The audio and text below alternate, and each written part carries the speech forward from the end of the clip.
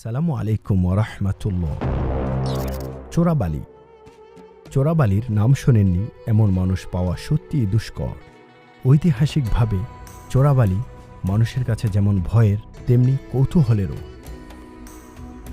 প্রাচীন গ্রিক মহাকাব্যে চোরাবালিকে বিশ্বাসঘাতক ফাঁদ হিসেবে বর্ণনা করা হয়েছে। আবার অভিযাত্রী মার্কো পোলোর ভ্রমণ কাহিনীতে চোরাবালি এসেছে রহস্যময় বস্তু হিসেবে। কিন্তু অনেকেই হয়তো জানেন না এর রহস্যের পেছনের কারণ।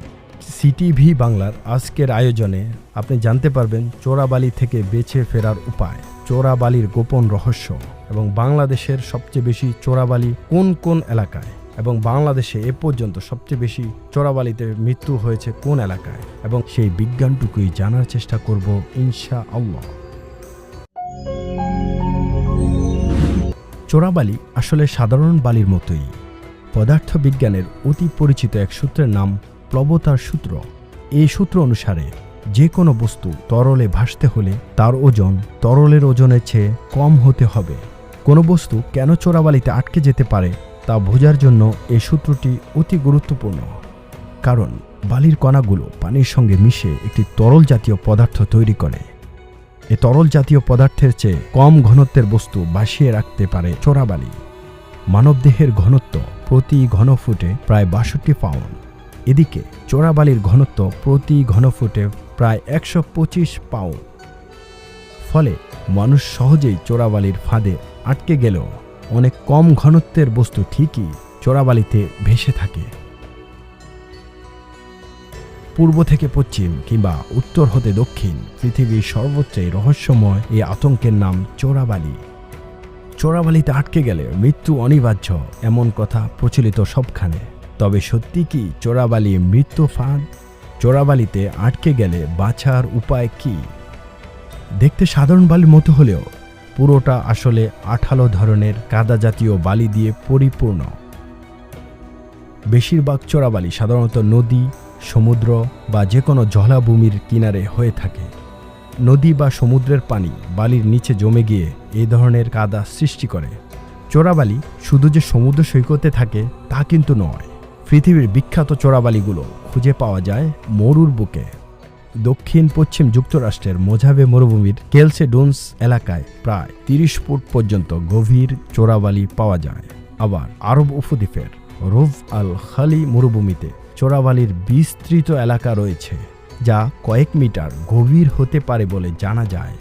উপরের অংশে ঝরঝরে বালু থাকার কারণে যে কারো পক্ষে এর নিচটা কেমন তা বোঝা সত্যিই কষ্টকর, যার ফলে চোরাবালিতে পা দেওয়ার সাথে সাথে পা দেবে শরীর নেমে যায় বালির গভীরে। আমাদের সমাজে প্রচলিত আছে যে চোরাবালিতে আটকে গেলে মৃত্যু অনিবার্য। কথাটা একেবারেই ভিত্তিহীন। কারণ চোরাবালিতে কোনো চুম্বক বা ভৌতিক কিছু নেই যা আপনাকে আকর্ষণ করে নিচের দিকে নিয়ে যাবে। শুধুমাত্র নরম কাদামাটির কারণে আপনি কিছুটা ডুবে যাবেন বা দেবে যাবেন, তাও সেটা সর্বোচ্চ কোমর পর্যন্ত। তাই চোরাবালিতে আটকে গেলে অস্থির বা আতঙ্কিত হবেন না, কেননা আপনি যত বেশি নড়াচড়া করবেন আপনার পায়ের নিচের অংশ তত বেশি সরে যেতে থাকবে।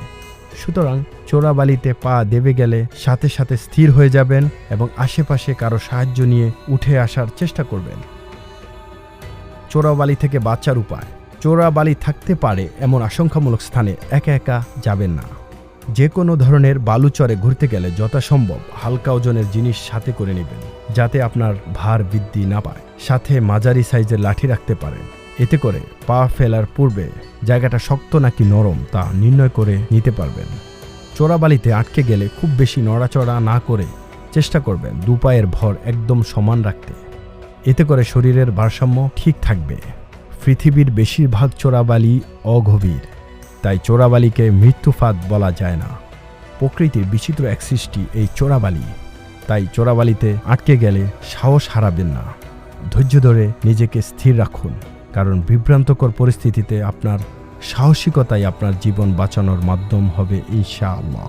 বাংলাদেশে একটি অনলাইন পত্রিকার রিপোর্ট অনুযায়ী ২০১২ সাল থেকে এ পর্যন্ত শুধু জাফলং নদীতে ঘুরতে গিয়ে প্রায় ৫৩ জন পর্যটক প্রাণ হারিয়েছেন।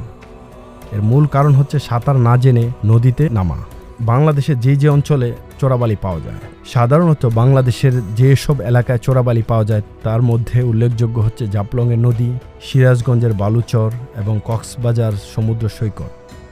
তাই প্রিয় ভাই ও বোনেরা, তাই আপনারা এইসব স্থানগুলোতে ঘুরতে গেলে অবশ্যই সতর্ক থাকবেন ইনশাআল্লাহ।